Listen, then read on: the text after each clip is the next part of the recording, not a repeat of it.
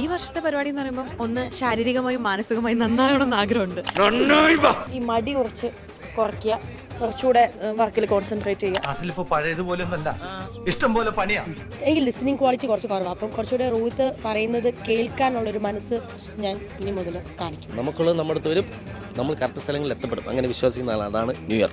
Thampi കീഴേ ഇറങ്ങപ്പാ please. കറങ്ങാ തെണ്ടിത്തിരിയാ ഇങ്ങനത്തെ തന്നെ പരിപാടി. കോമഡി മാസ്റ്റേഴ്സിൽ 50 അടിച്ചിട്ടുണ്ട് ഒരുപാട് തവണ.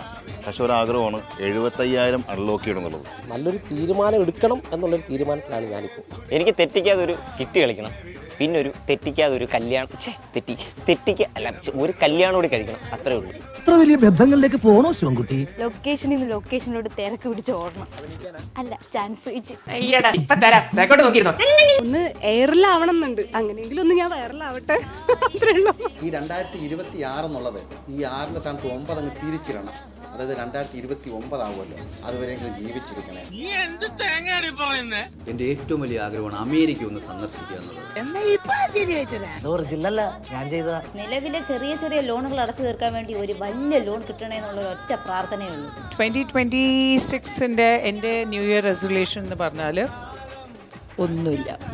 നിങ്ങൾ ആരും പോവരുത്. വെയിറ്റ്, പൊട്ടിച്ചിരിക്കാനുള്ള വക ഇനിയും ഉണ്ട്.